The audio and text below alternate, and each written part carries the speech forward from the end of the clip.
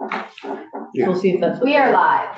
We're live with Senate Appropriations. It's February 25th. We're going through fiscal year 26 budget request.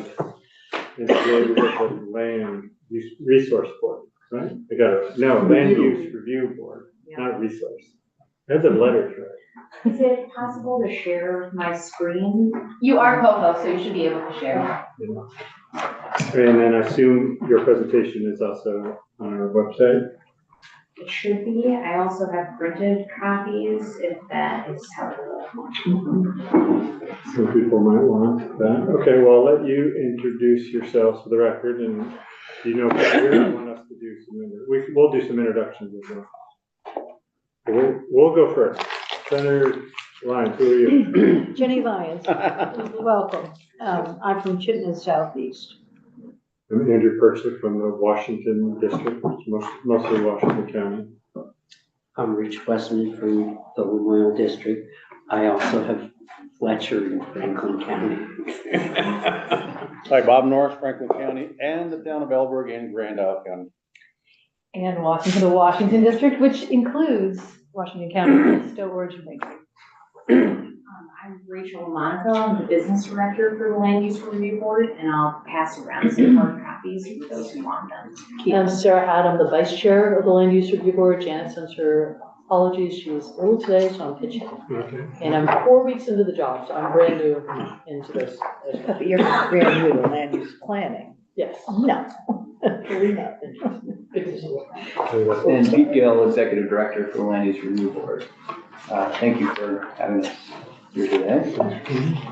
So, it's just, with that being said, so we are the Land Use Review Board, formerly the NRB, Natural Resources Board, formerly the Environmental Board from ages ago. And we are the new board charged with all the changes to Act 250.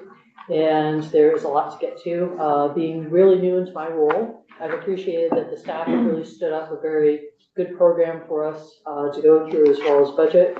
I'm happy to take some questions, but with Pete Gill and Rachel Monaco here, I feel in very good hands in terms of presenting the budget. And so, Rachel, I believe you have a presentation. Let's speak. Do you want to? Well, I think we'll we'll hand start. it back and forth, Yeah. but Okay. so just to start, a table of contents slide here. Much of this is just included for the sake of one complete document to post on your website, but I think we'll go through the summary and highlights through the FY 25 to 26 crosswalk and stop there for questions. But I know we got started a little late. We'll try and take this at a brisk pace. Go ahead. Yeah, great. So a couple summaries and highlights here. Just so you all know, when the transition happened under Act 181 to the Land Use Review Board, all those appropriations, the Natural Resources Board flowed into the Land Use Review Board. So what is this new board doing? What is it responsible for? It's going to be setting up the tiers of jurisdiction, 1, 2, and 3, reviewing future land use maps and regional plans from the regional planning commissions. It's going to be it's got various reports and studies that it's responsible for, and we'll be doing that over the next course of the next couple of years, many of which are underway and started, despite the fact that the board has only been in its seated position for about 4 weeks. They're getting going, which is good. Go ahead. All the staff from the NRB is basically became staff of the Correct. Land Use Review Board. Yes. And use like same offices and everything, like it really just changed names and scope and composition of it. Yeah, so there was kind of 3 major changes. The governance structure, so having a professional full-time board with expertise in land use was set into place. The tiers of jurisdiction, creating those throughout the state. And then, I should have said this too. Third thing, at any rate, there's a third thing that we're kind of doing as well. You changed the name. Yeah. But those, yeah, kind of the main buckets of changes there. But the So you've got all these new functions that are happening under this, and we've got 5 new members to do some of that work as well as a new attorney to help out with that roles. But we also have the tier 2, which you've probably heard about. That's kind of the status quo plus the road rule areas. So there's still those general operational functions that the board is overseeing, administrating, and the program as a whole continues to issue permits and jurisdictional opinions for those tier 2 areas, and will be in the future. So right now, the tiers have not been set into place. So it is still under the standard Act 250 program. How many members on the board? 5 members of the board. So under that, I think the third was, over the next year, we will begin reviewing regional plans and approving them to move Act 250 more into a jurisdiction of location. So exempting some areas, there are the temporary exemptions that we have in place right now, and the tier 1 areas, which will be set by approving those regional plans, and then there will be distinction between tier 1A and 1B's different levels of exemption. And then there's the tier 3s, which is another study committee that we're working on right now that will, in essence, trigger Act 250 at a very low threshold. So a lot to be working on. But I think the regional plans was that third area. You had asked about the staff. We've got 31 permanent positions and 2 ARPA-funded limited service, which we'll get into those positions a little bit later in our presentation. With that, I'll switch it back over to Rachel for a minute. Is that right or no? No, I guess it's still me. So we've got a requested budget there. As you can see, that's a bit of a shift, and we'll go over that in a little bit more detail in future slides. And I will get into the ARPA positions now. So we have 3 positions that are ARPA funded. One is my position as the executive director. That has been put into the governor's recommend budget and is in statute under Act 181. We also have 2 district coordinator positions. These are the individuals that are that help shepherd the permitting process, and they issue jurisdictional opinions, meaning, are you in Act 250 land or are you not? And they help make those determinations. We have 2 of those positions that are ARPA funded. They will expire the 31st of December of this year. I know there's a lot of concerns from applicants about that, but certainly programmatically, they have been really instrumental in continuing our work. And so we have requested those, and we'll get into this again in a further slide, but we've requested those to be added to our budget. Did you do all the scanning? What's that? Did you scan all the land records? And the scanning piece, I'll shift that over to Rachel. She's been kind of in charge of that program, but there's more work to be done. It's the teaser on that. Well, I think we've made very good progress on that.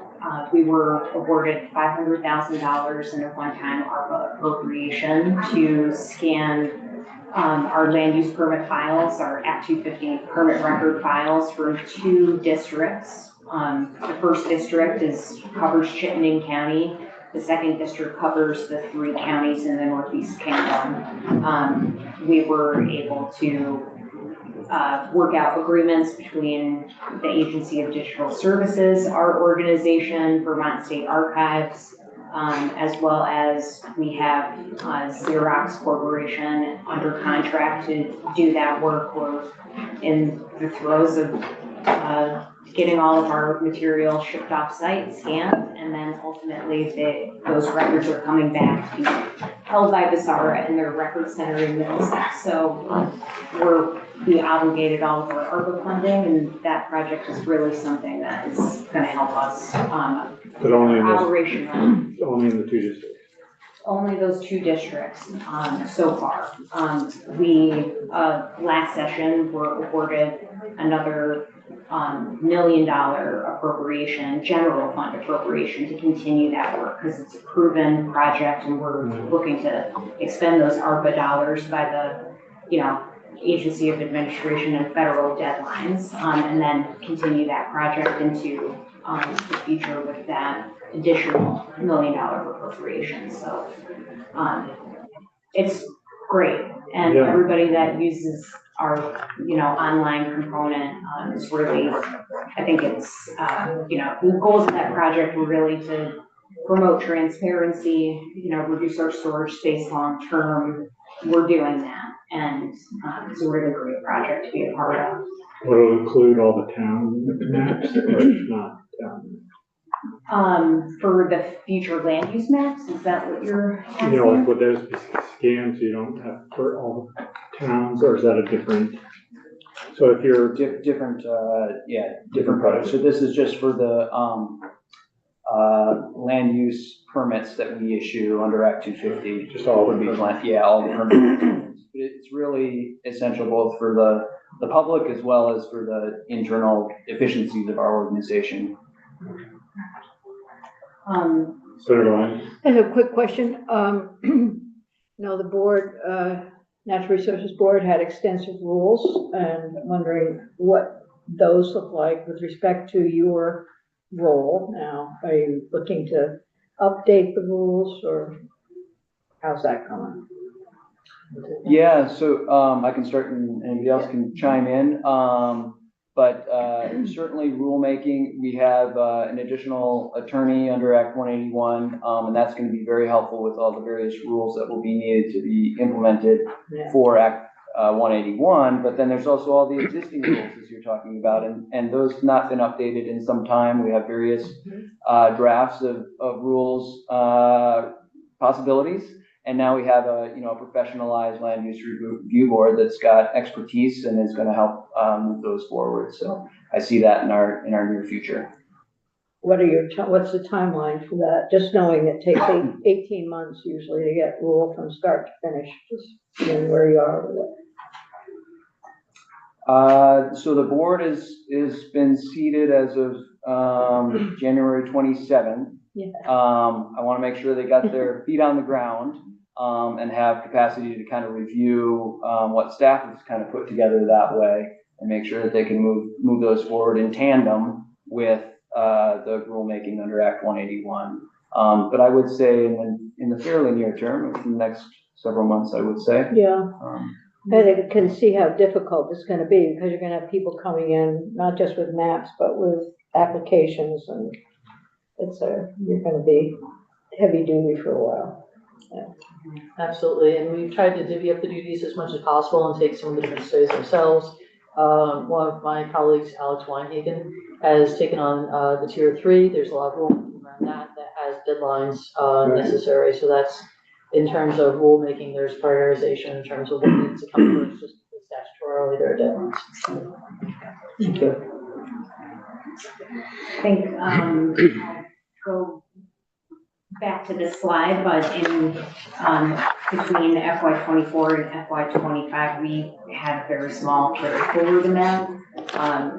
We were approved to carry forward just over $37,000, and really that money was applied to equipment needs that we needed to take on these new board members, as well as other equipment needs for all of our district commissions and the board itself to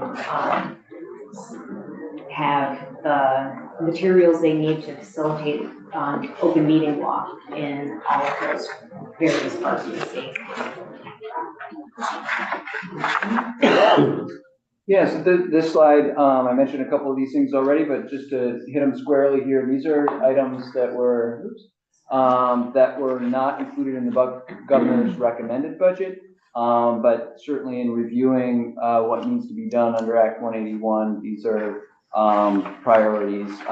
So kind of starting from the backside there is we're requesting $100,000 for development of a digital system that would help us intake the new responsibility applications for Tier 1A areas, so towns that want to be exempt from Act 250. We need an intake system for those applications. We need a system that will help us with intake and make sure that there's public viewing of the land use maps and tiered areas and the regional future land use maps and their plans into a digital infrastructure that can take that in efficiently and in a public way, so that folks understand what the board is doing and can partake in that process. And we do not have current funds to be able to support that those obligations of the new board. Did you have a question, Russell? The first part, the first bullet, I read to, is that 2 positions for 3.5 years? Yeah, so these are the 2 positions that I was mentioning previously that are ARPA funded that are not in the governor's recommend. These are district coordinators, again, the folks that are helping through the permitting process for applicants and also determining whether jurisdiction applies or not, or does not apply. We have had these 2 unique positions that we're able to rove through this ARPA funding and use them in the northern part of the state and the southern part of the state. So to continue those positions through 26, are you asking for the full 3 years out money? Or are you asking for, if it's 125,000 a position, are you asking for 250 for next year? And then I'm unclear of the ask. Yeah, so our ask is for 3.5 years, and this aligns with the board's reporting requirements under Act 181. We're required to review staffing, how the tiered jurisdictional system is working, etc. And it seemed that would be a good time for us to review these positions, because currently we see a very strong need for continuing those positions. And those positions are filled. And those positions are filled at the moment, but will expire December 31st of 25. And they were ARPA funded, there wouldn't be ARPA funded. There would not be ARPA funding to continue them. And in terms of like the timeline of that, our ask is to fill those for 3.5 years at a cost of $930,000. Because these are positions, fairly technical positions that take, maybe 6 months to hire and get trained. If we're able to keep the existing positions and the existing people in those positions with certainty, that will be a great benefit, I think, to the program and certainly to the public in terms of getting those services. But if to get the work done, not knowing what the pressures will be on this committee, we're going to be facing all kinds of pressures in Medicaid and that with the federal cuts. To get through the next fiscal year, we would, because you're funded through the end of December, 125,000 would continue them through the fiscal year. That's correct. Okay. Yeah. And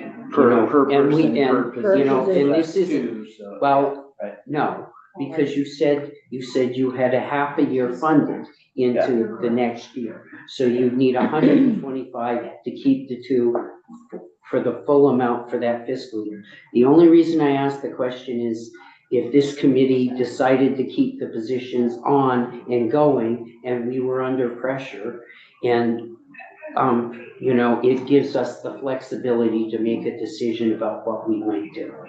Yeah, get it. Thank you. Okay. So, I guess, tell me what effect this would have if in fact you didn't get either one of these positions funded. What effect would that have on the board? So I think one of the things is you have 5 new members that have 4 weeks in on the job. Continuity, I've definitely appreciated coming into a position where we have well-trained staff that can keep us on the rails moving forward, so to speak. You have mixed in with this whole lot of change to get through over the next year.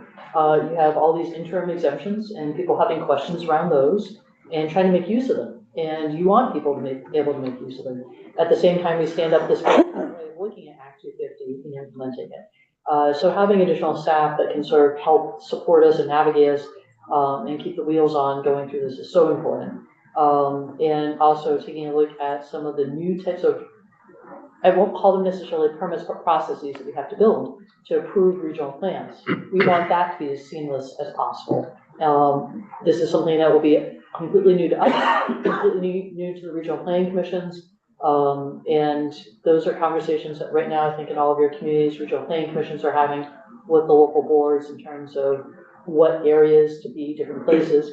I see these staff people as also helping us with that process. And then eventually when we get to the tier 1As and we have communities coming in and applying for a higher level of exemption, there's going to be a whole new process with that too. So a lot more process to get through in a very short period of time and trying to keep things as on the rails as possible.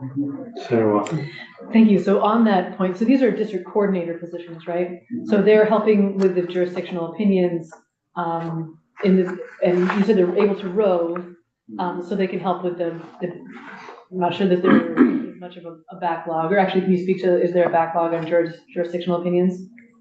I'll say this, and we'll get to this in the next slide here, maybe this is a good transition to that, but you can see, very, very historic range for all the first three categories there, but when you look down at the very bottom row there, jurisdictional opinions, you can see a dramatic increase in those over time, and some of that is certainly due to the new exemptions and people trying to understand and figure that out, and the district coordinators are the ones that issue those opinions and help people through those processes. So one hypothesis would be just kind of getting to your question, Senator Norris, about the effect that these positions would have.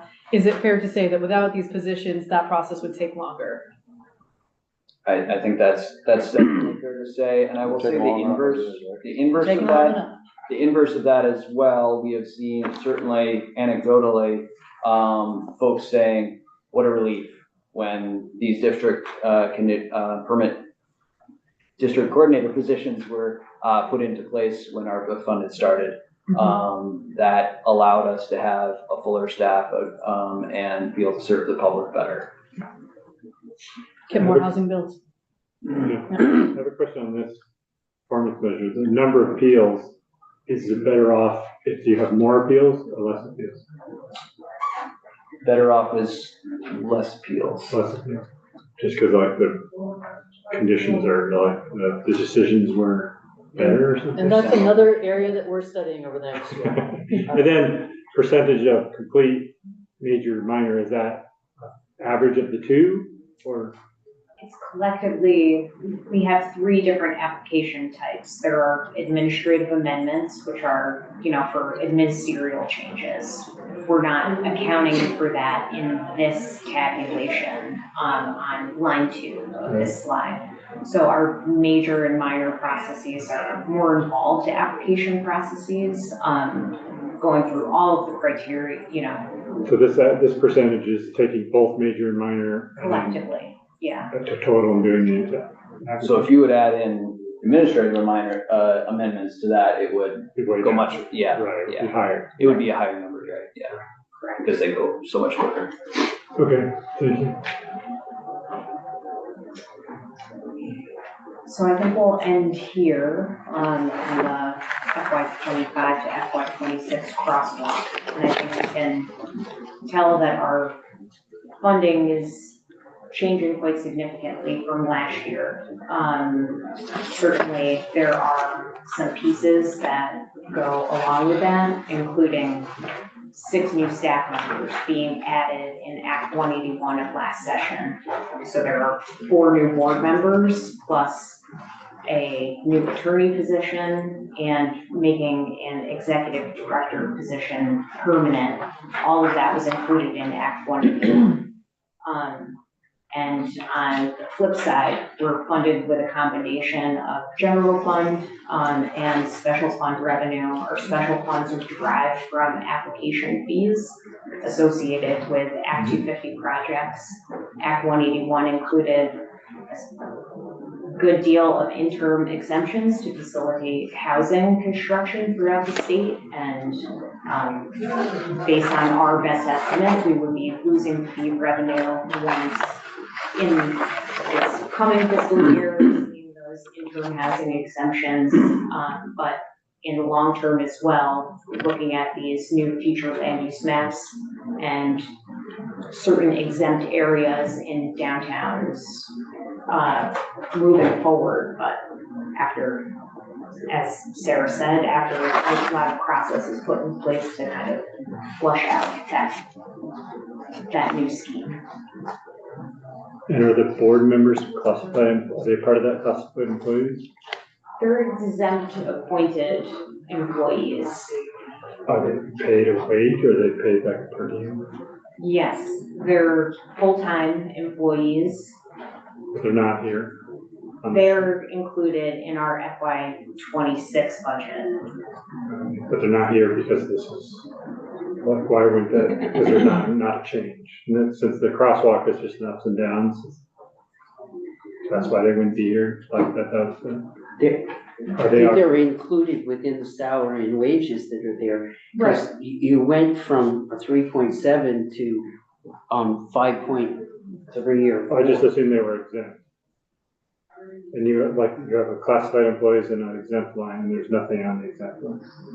Oh, there's a combination of both included in that line, so classified and exempt included in one. Both in that. Apologies, I Okay. see what you're. I get it. Same with the health insurance. Her line's wider. Right. But I can see why you did I that. see what you. Okay, thank you.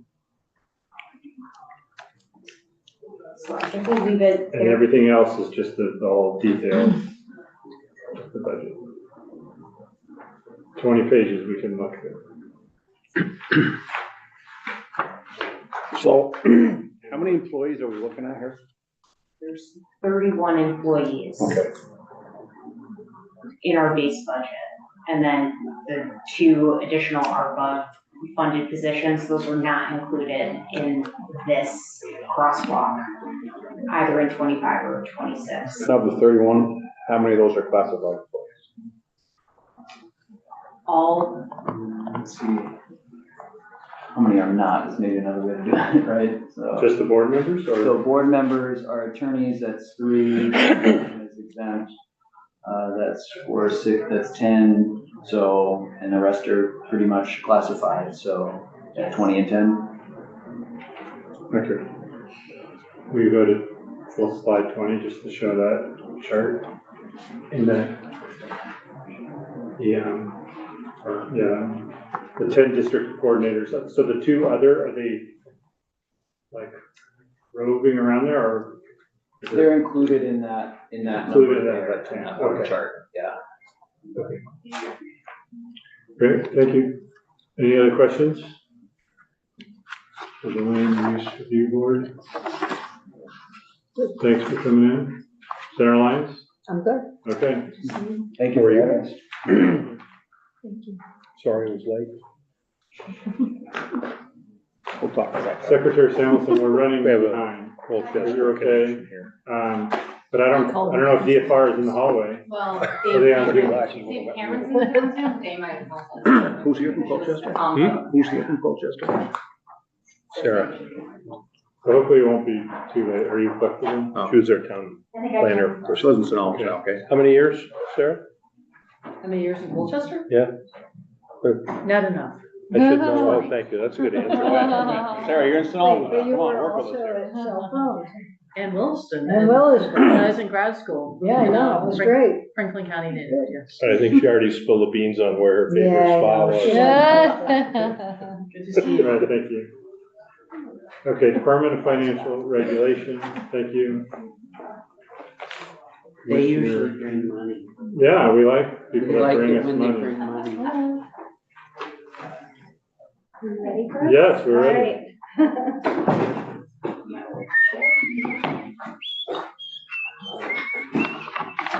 I wasn't sure if it was just Dave Cameron or you guys were hiding in the hall. We're out in the hall, waiting for our opening. Yeah. Well, welcome. Thank you. Sandy Bigglestone, Acting Commissioner of the Department of Financial Regulation. David Cameron, Administrative Services Director, Department of Financial Regulations, but I'm gonna try to put this up here. Okay, good luck. Yeah, I don't know, looks like maybe some of you have the presentation. We have all sorts of, well, I have it on my computer, it's up on our website. I don't think there's any printed copies, so. Okay. Is David a co-host? I'm gonna go grab my computer. Oh, now you. Okay. Yeah. There it is. Okay,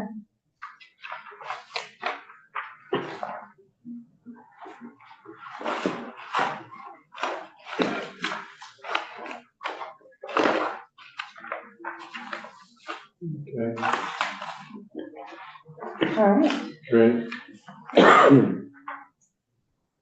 So thank you. If we can go to slide 2, this is a little bit about, this shows you the structure of the Department of Financial Regulation, Commissioner's Office and the 4 divisions. And there's a brief snapshot of our mission, which is to promote and assure the financial health, stability, and quality and integrity of Vermont financial services providers and regulated entities.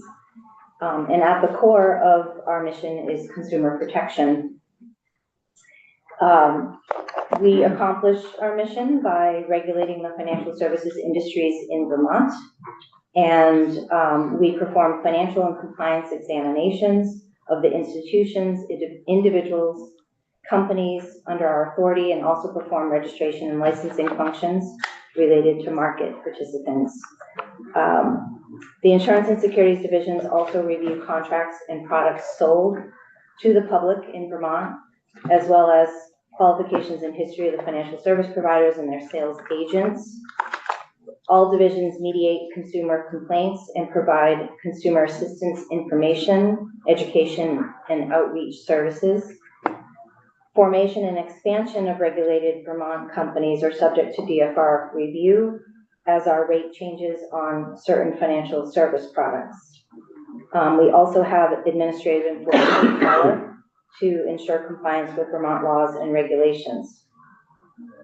And if you turn to the next slide, which is slide 3,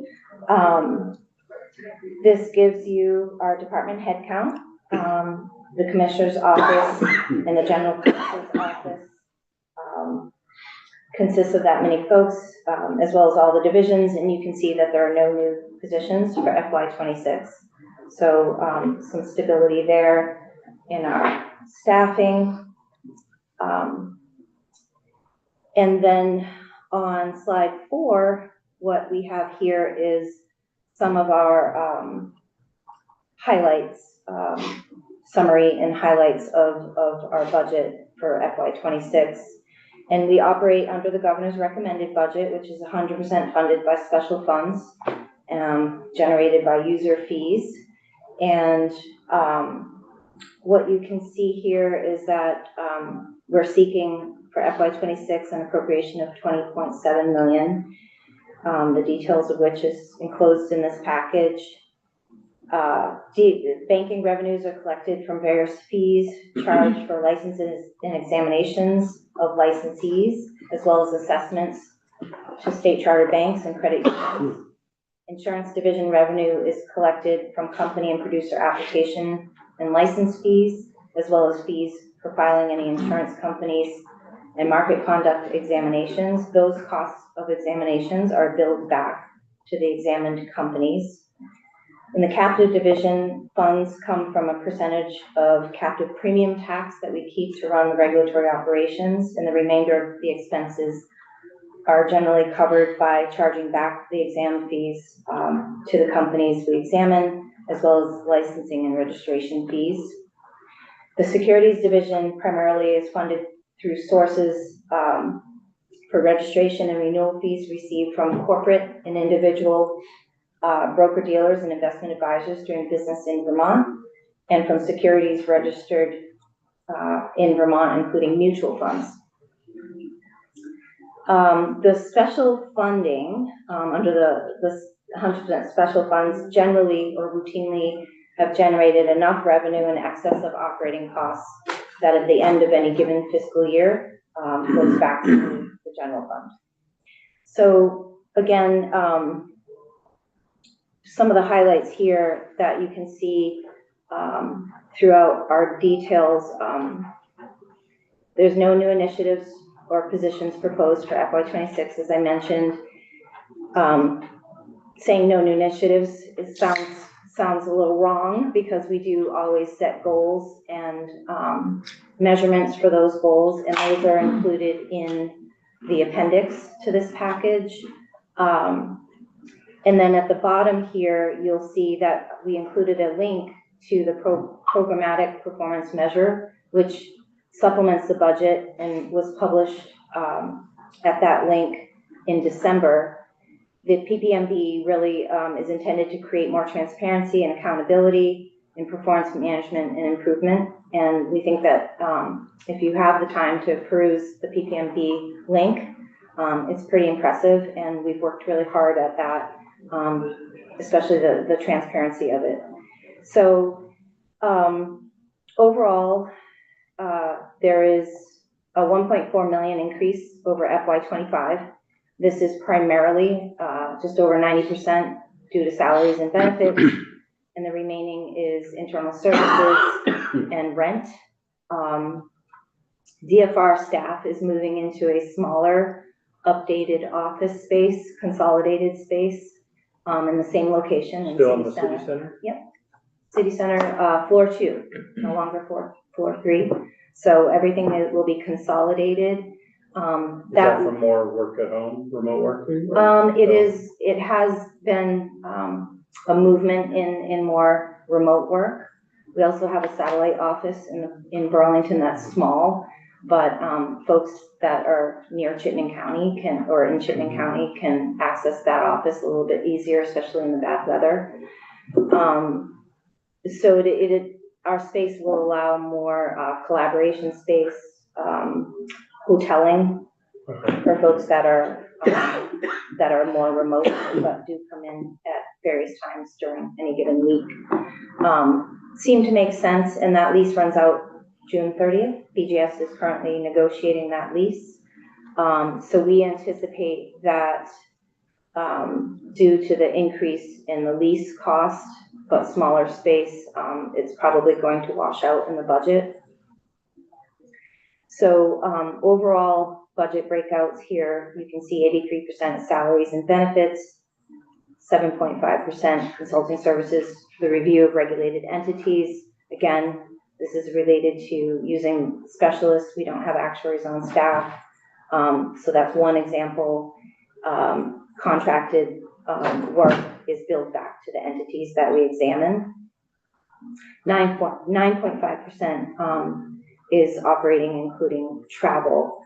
It is important for us in our national recognition of our strength in regulation to travel and attend conferences and speaking engagements, and our employees are well situated for that. So there are national organizations that we all participate in and are accredited by.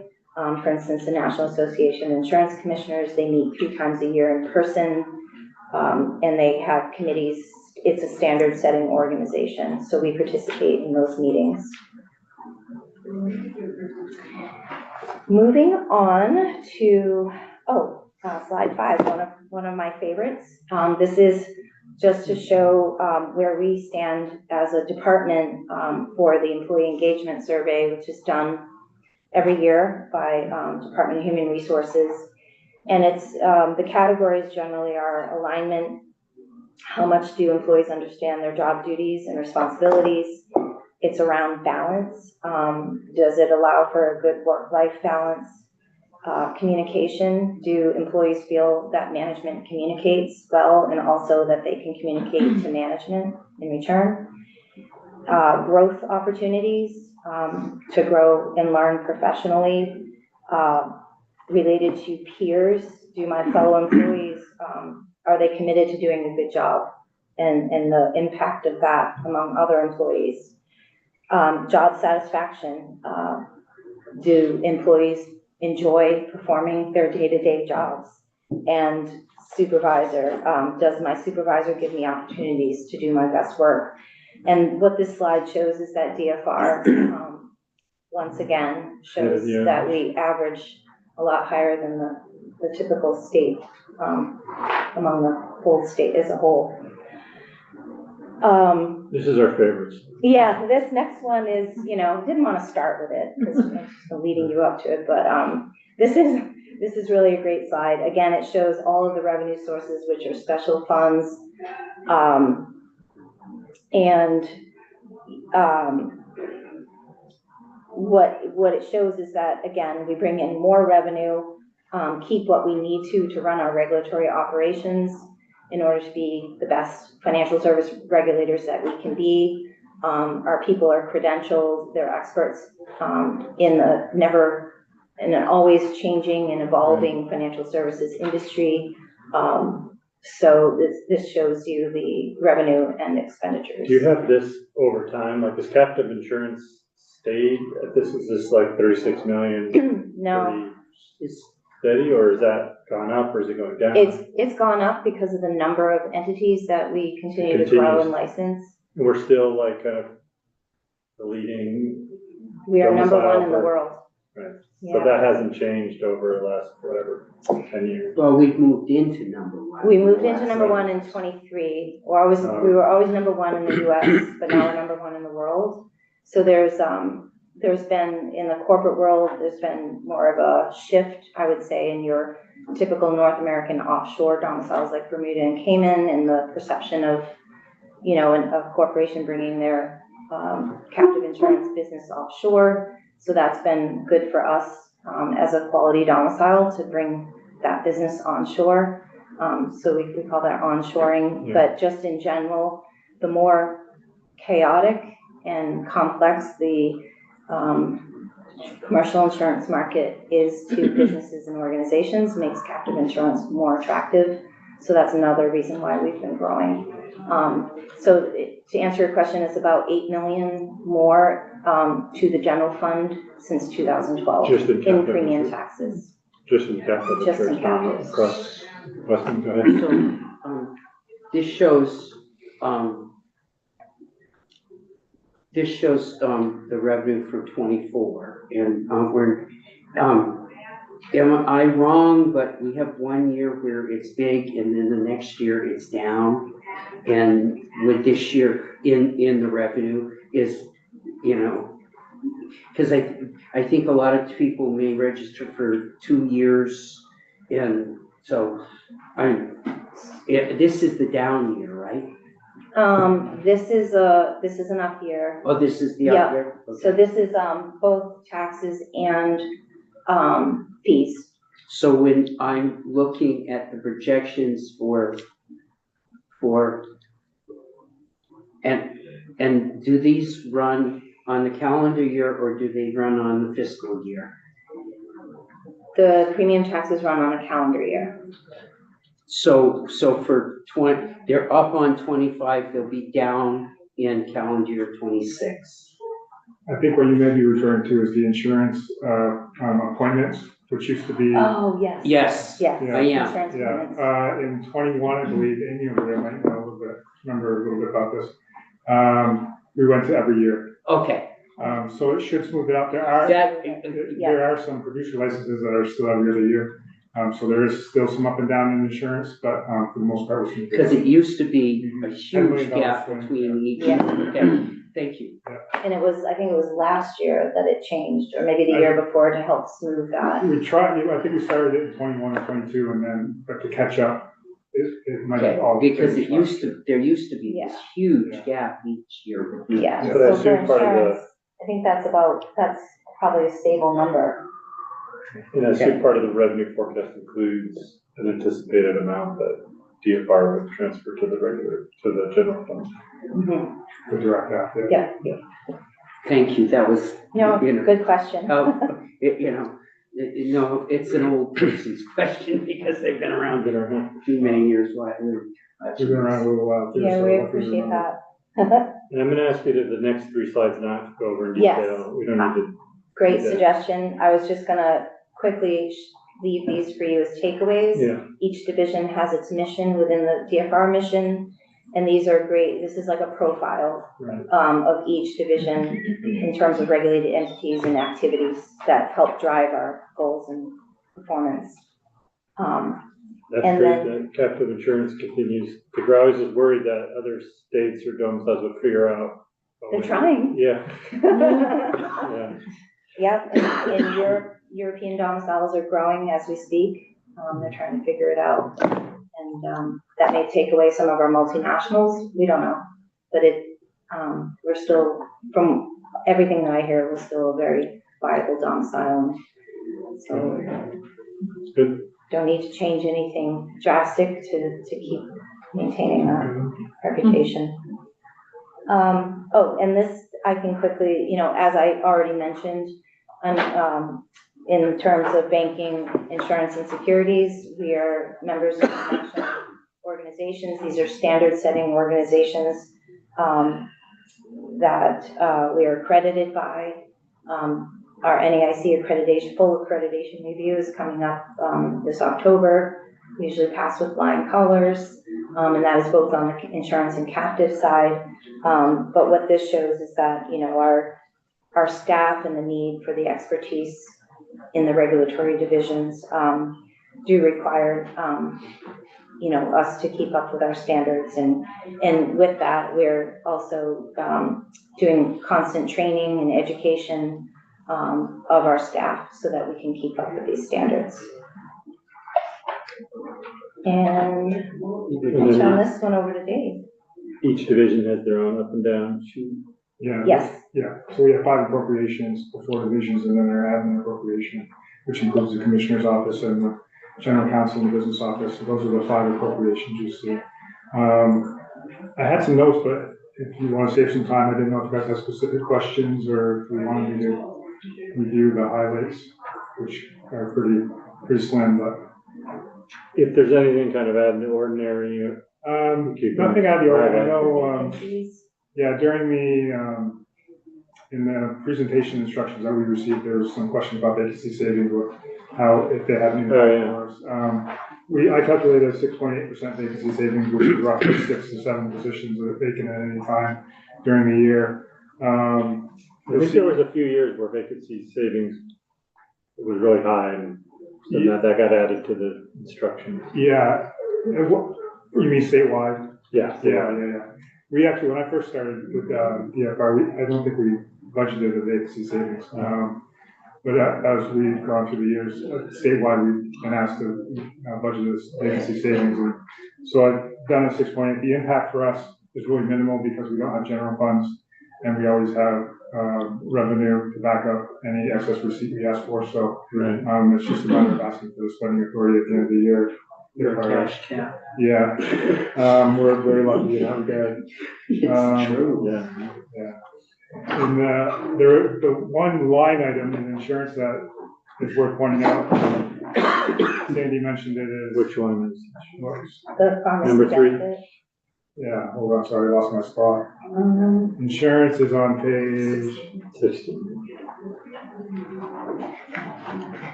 Yeah, page 16. So there's the other personal services line. This is $400,000. These are 3 positions that we were approved for in fiscal year 25 for the pharmacy benefit manager program, Act 127.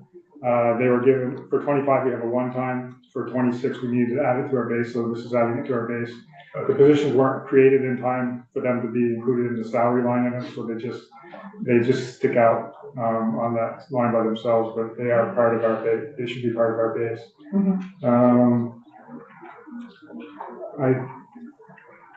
I know you guys asked about federal funds. We do have a federal fund grant from CMS. It's about $250,000. We haven't started spending it yet. We haven't heard that it's going away or on hold. So we expect that to still, Cindy may know more than I do, but we expect that we may be spending that money or not. Yeah, I think we're among a number of states who've gotten some directives from CMS recently to impose changes, but with the threat of, if we don't we will lose grant funding. So, we've been coordinating with the Attorney General on it and, among a number of states that are pushing back. So Okay. more to come, but, I think we're okay for this year. So, because we're in this unique position, particularly with captives, a black eye to anything that you do in DFR would not be good for us. That's correct. How do we make, and do you just do it internally? How do we make a decision about how many auditors and how many people we need, first in captive, but across the board, to make sure, do we have someone outside that comes in and consults with us to do that? How do we make sure that because, you know, some of us that are a little older remember Bermuda getting in big trouble with captives, and we were the huge benefactors of that. Mm-hmm. So how do we make a decision about what the right staffing levels and what? Mm-hmm. Great question. So within captives, and I believe this is, you know, I can probably speak for the other divisions, we are constantly looking at, we're measuring how long it takes us to do the work we do, both in terms of financial analysis and examinations, and in terms of FTE hours. And we're projecting, we never set projections in terms of this is how many we're gonna license next year, but on average, I think we can expect to have the same growth. You know, we're out in the industry, we're hearing from companies and parties in industry about what's coming to Vermont. So we keep a pipeline list and we sort of have a general idea of what we can expect in any given year. There is some natural attrition, you know, the life cycle of a captive may cause a company to, whether because of mergers and acquisitions, the parent level may cause them to close up their captive.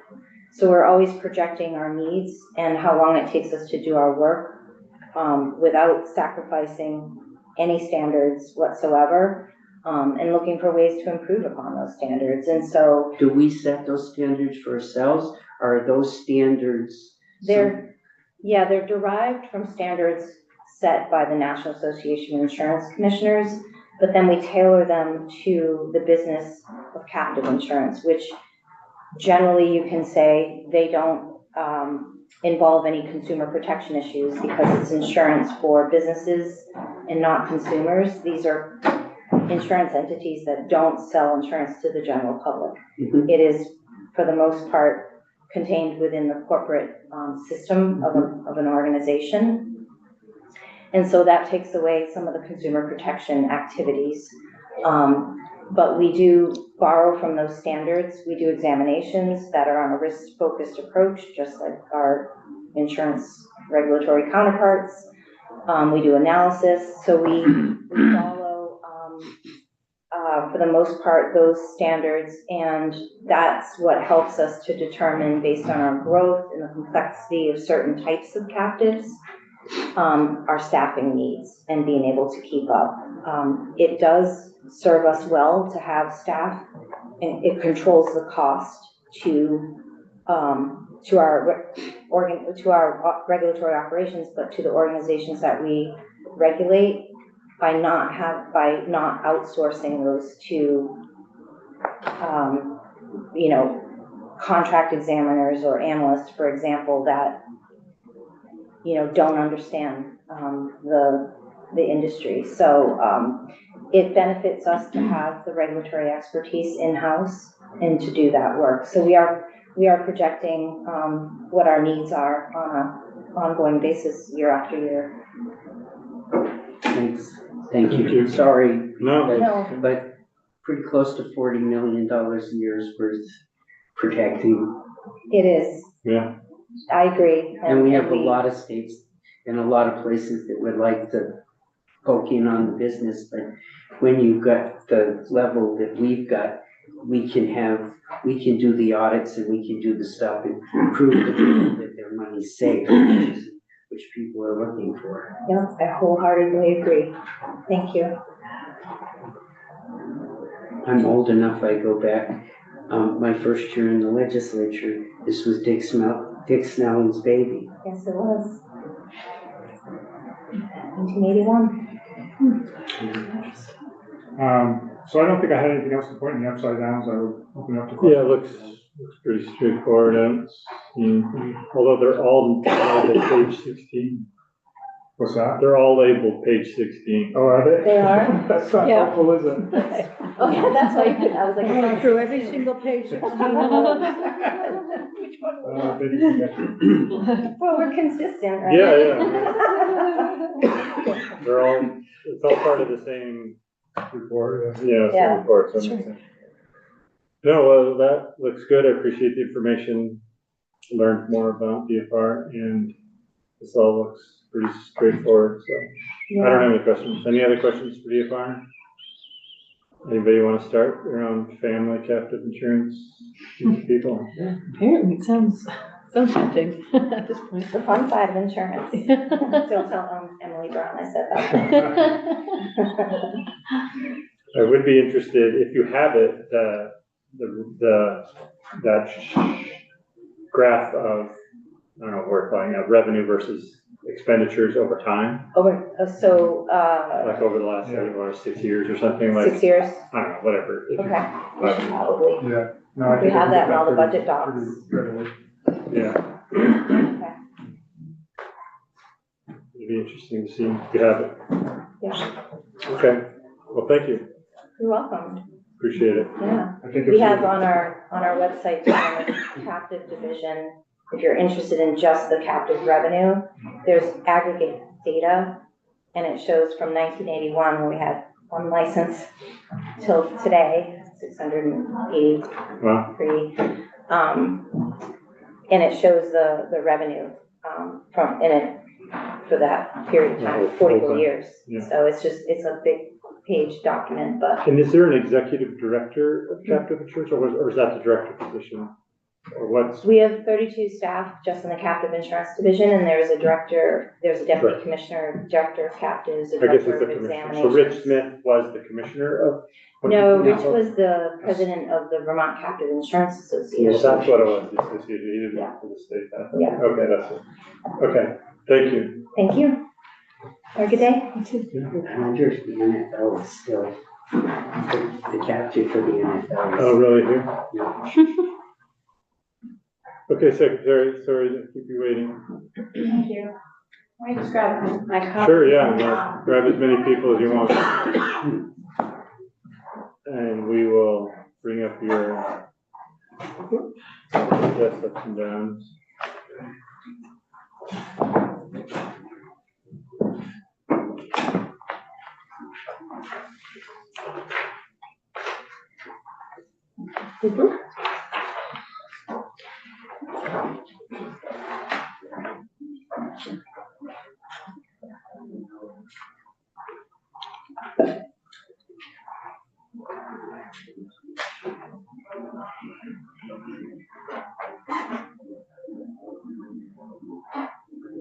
Okay, go ahead. For the record, I'm Jenny Samuelson, the Secretary for the Agency of Human Services, and I'm joined here by my colleague. I am Tracy O'Connell, Financial Director for the AHS Secretary's Office. And Chair, it's my understanding that our goal today is to actually walk through the ups and downs that we didn't get to. Get you last time, yeah. Yep. And so I'm for that, and we'll turn it over to Tracy to. Okay, sure. So on the AHS Master Ups and Downs, we'll start on page 3, which is section B300. And what are those first few pages? Just, that's the division total budgets, I guess. Yes, it's Okay. a summary of all the changes across the agency. And so for this, just to remind folks, we'll be walking through the central office budget for ups and downs. If folks remember last time, that includes both the combination of the central office and global. And go. And then what each department will do their own. That is correct. And we also, if it's up to you, but it makes sense for us to skip through some of the things like Pay Act, which are standard across all state government. And so we'll kind of walk through those. Okay, so, given that, we'll skip over the annualization of salary and fringe. And so, and I presume we can skip over the BAA items, which are just a reflection of what we already asked for in BAA. So under personal services, the row is labeled other personal services, governor's office allocated fee. That's a request of $135,000. This is reflection of the MOU between the governor's office and AHS. We've had this MOU in place for a number of years and it's been level funded. And so this reflects the increase for that support. And then I'll skip over the internal service funds and we'll go down to under operating expenses, the ADS SLA. That's a service level agreement between AHS and ADS. Pretty big jump. Yes, it is a big jump. And if you recall in budget adjustment, we had about $3.1 million all funds request. And so this is the 3.1 plus an additional 800,000. And this is based on the initial estimate we received from the Agency of Digital Services. And Tracy, my recollection is just to remind the committee that this is for AHS wide. And so it's for all of the departments, not just for the central office at the agency, and then it's allocated out to each of the departments. That is correct. You can have your own internal service. Yeah, correct. Mm-hmm. And then the next row under operating expenditures is rent savings. All funds at $77,000, but $38,000 GF. And this isn't limited to one particular location. It's just comparing budget to actuals. We see some savings there. That is for the secretary's office. So now we'll jump to the next page, which is E301. That's the global commitment appropriation, also known as the mixing bowl. This reflects all of the match needed to support the Global Commitment Fund. And so as Secretary said, the departments will speak to changes in the Global Commitment columns on their ups and downs, but we request the general fund match or special fund match to support the Global Commitment Fund.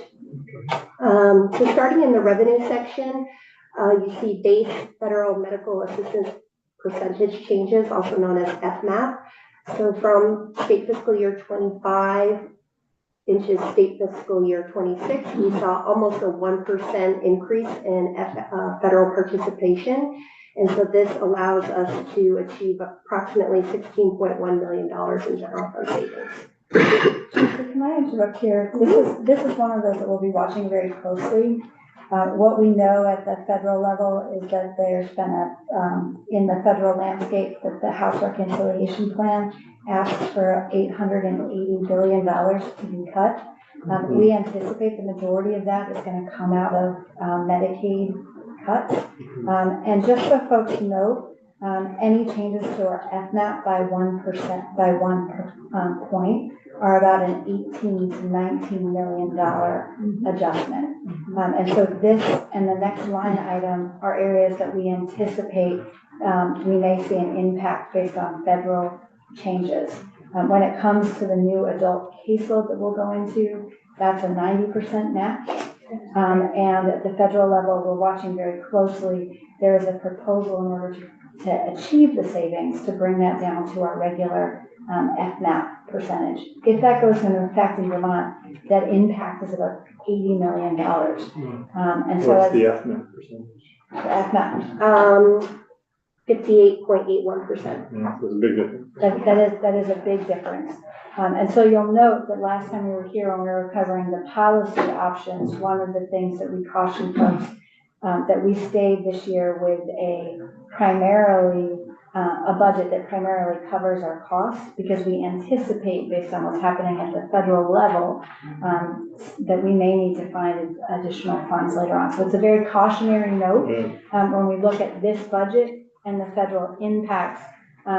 that as we look at we chose not to make new investments this year, primarily because we anticipate the federal landscape may make it actually very challenging to just do business as usual. It's good morning. Okay, and so, the next row, as the secretary just mentioned, is the new adult caseload and utilization changes at the 90% level. So this is where we reflect that savings, for the upcoming state fiscal year 26.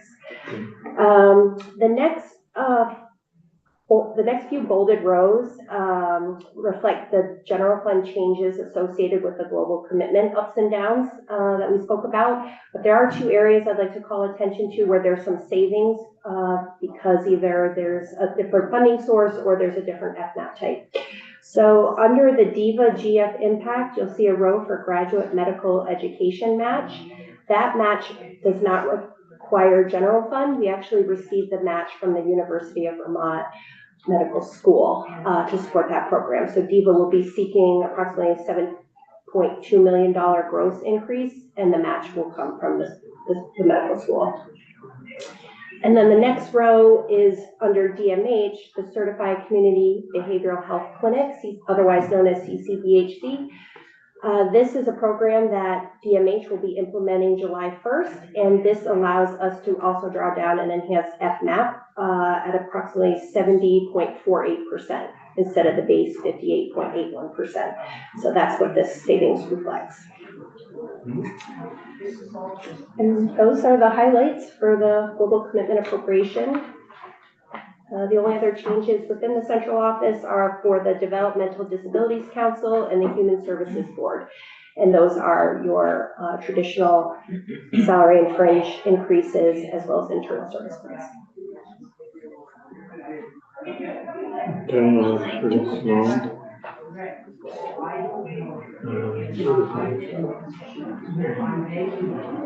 Okay, I don't see anything else. Then what's after that?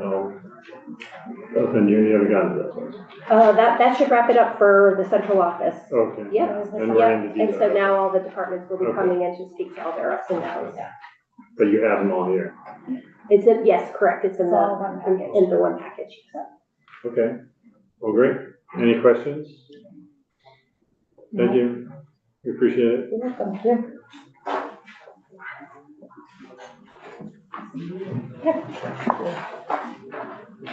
Was that, Stephanie did, just took the commissioner out there. We'll take a quick break.